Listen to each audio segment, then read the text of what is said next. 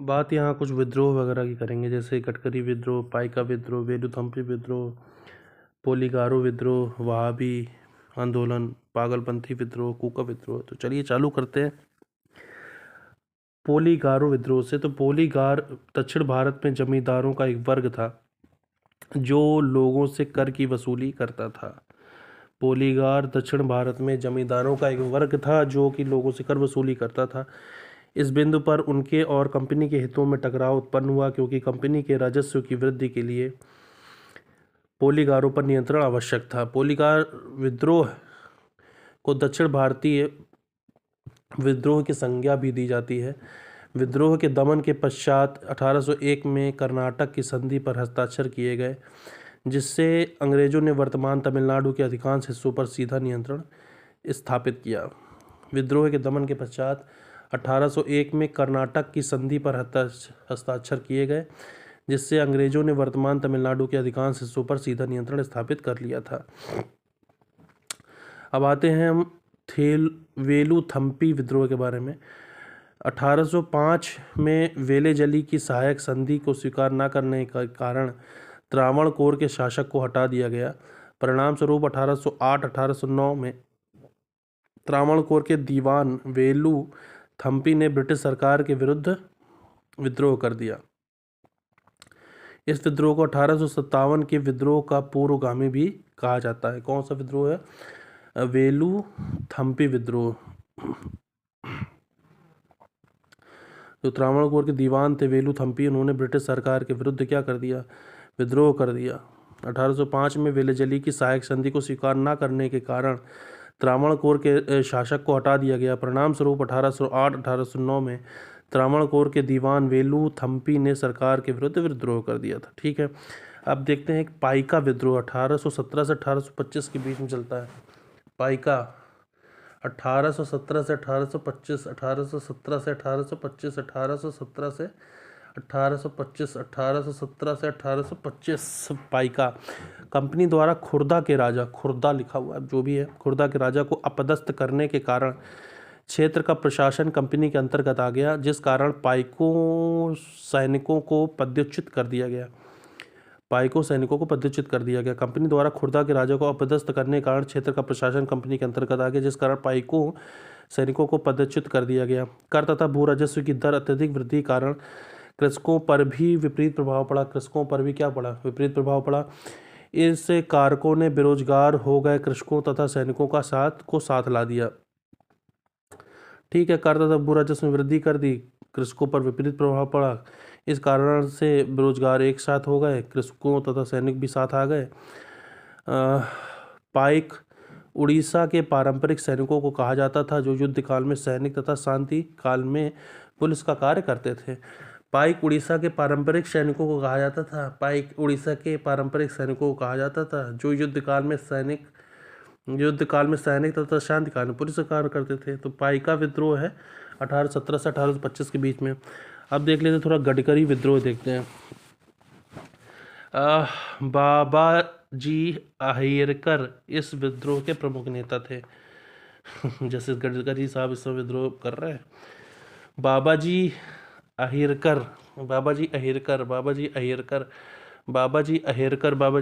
इस विद्रोह के प्रमुख नेता थे। 1844 में ये विद्रोह गडकरियों द्वारा किया गया, जो मराठा क्षेत्र के दुर्गों में सैनिकों के रूप में काम किया करते थे। 1844 में यह विद्रोह गडकरियों के द्वारा किया गया। 1844 में गडकरियों के द्वारा किया गया, जो मराठा क्षेत्र में सैनिकों के रूप में काम किया करते थे।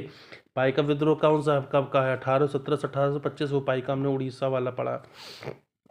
अब आते पागलपंथी विद्रोह के बारे में। पागलपंथी विद्रोह की शुरुआत टीपू ने की थी। पागलपंथी की शुरुआत टीपू ने की थी। ठीक है, पागलपंथी एक प्रकार का अर्ध धार्मिक संप्रदाय था।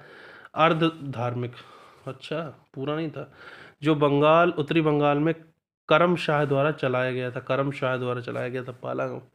ठीक है, पागलपंथी एक प्रकार का अर्ध धार्मिक संप्रदाय था जो उत्तरी बंगाल में, यहाँ बंगाल की बात कर रहे हैं, करमशाह द्वारा चलाया गया था।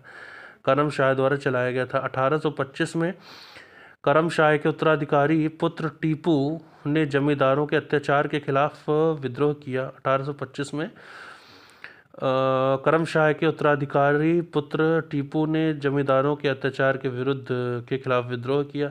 यह विद्रोह इस क्षेत्र में 1840 ईस्वी से 1850 तक जारी रहा। 1840 से 1850 तक जारी रहा। बंगाल की बात हो रही है यहाँ पे, ठीक है। अच्छा, पाइका कब था? 1870 से 1825 में चला था।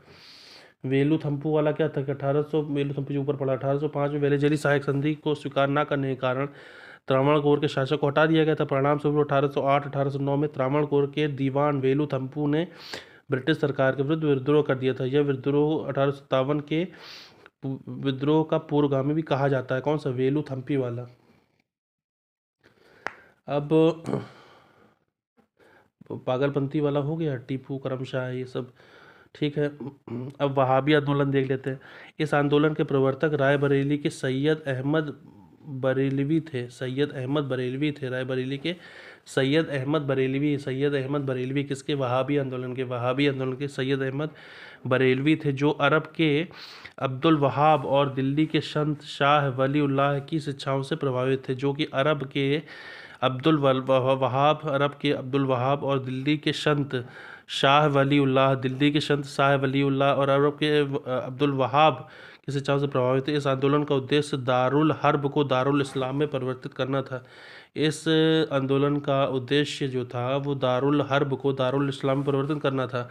सैयद अहमद पंजाब में सिखों और बंगाल में अंग्रेजों को अपदस्थ कर मुस्लिम शक्ति को पुनर्स्थापित करने के पक्षधर थे। चलिए, सैयद अहमद बरेलवी। अब कूका आंदोलन के बारे में थोड़ा देख लेते हैं।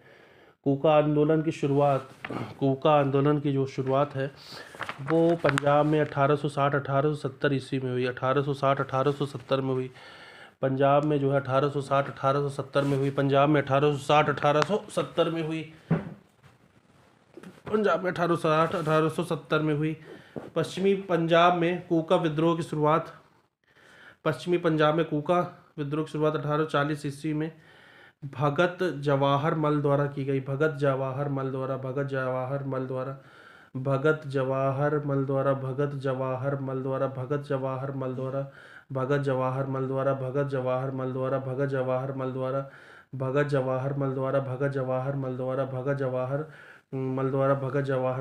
की गई।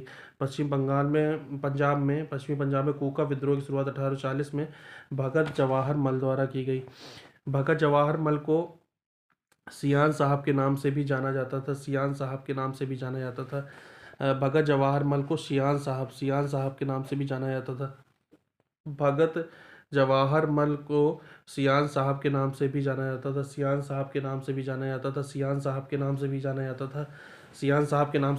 सियान साहब ने अपने शिष्य बालक सिंह के साथ मिलकर अपने अनुयायियों का एक दल गठित किया, जिसका मुख्यालय हजारा में था।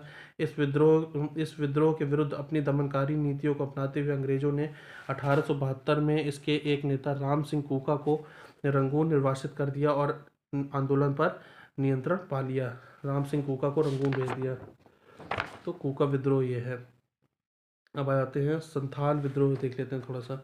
संथाल विद्रोह ब्रिटिश शासन में जमींदारों तथा साहूकारों द्वारा किए जाने वाले अत्याचारों के खिलाफ था।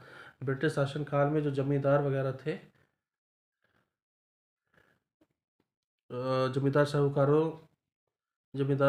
साहूकारों द्वारा किए जाने वाले अत्याचारों के खिलाफ किया गया था।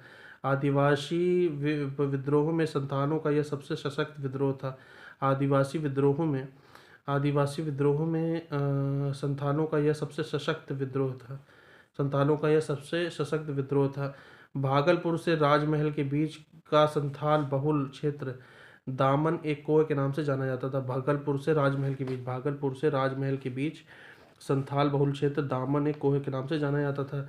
संथालों ने गैर आदिवासियों को भगाने तथा उनकी सत्ता समाप्त कर अपनी सत्ता स्थापित करने के लिए जोरदार संघर्ष छेड़ा। संथालों ने गैर आदिवासियों को भगाने और उनकी सत्ता समाप्त कर अपनी सत्ता स्थापित करने के लिए जोरदार संघर्ष छेड़ा। विद्रोह के जो नेतृत्वकर्ता थे वो सिद्धू तथा कान्हू थे। संताल विद्रोह आर्थिक कारणों से बिहार और उड़ीसा के वीरभूमि, सिंहभूमि, बाकुंडा, मुंगेर, हजारीबाग, भागलपुर जिलों में हुआ था। बिहार और उड़ीसा के वीरभूमि, सिंहभूमि, वीरभूमि, सिंहभूमि, बाकुंडा, मुंगेर, हजारीबाग, भागलपुर। ठीक है। अंग्रेज सरकार ने एक बड़ी सैन्य कार्यवाही के बाद 1856 में इस विद्रोह को दबाने में सफलता पाई। अंग्रेज सरकार ने एक बड़ी सैन्य कार्यवाही के बाद 1856 में इस विद्रोह को दबाने में सफलता पाई।